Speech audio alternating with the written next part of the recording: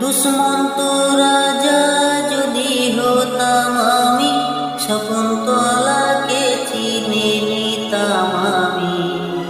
আংটি থাকুক না থাকুক তার আঙুলে, যেতাম না কখনো যে তাকে ভুলে।